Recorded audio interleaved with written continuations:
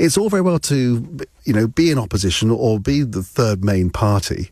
I appreciate there was a coalition, between the Lib Dems and the Conservatives, but it's easy to say all these things when you're not in power.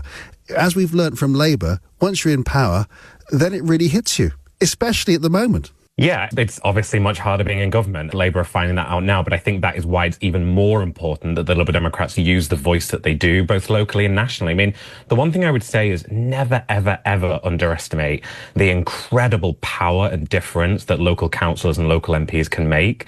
So the Liberal Democrats have 72 MPs, but they have thousands of councillors across the country, over 3,000.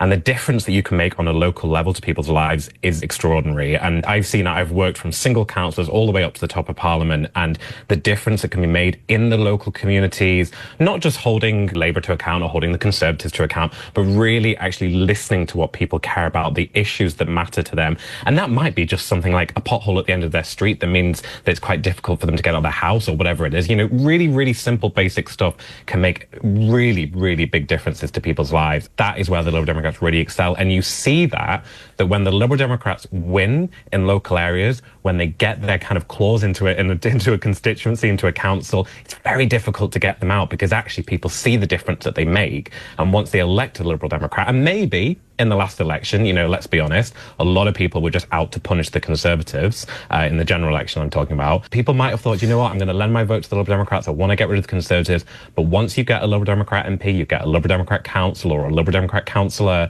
and you see how hard they work, I think people won't turn their backs on that. I think they know that they've got a good representative.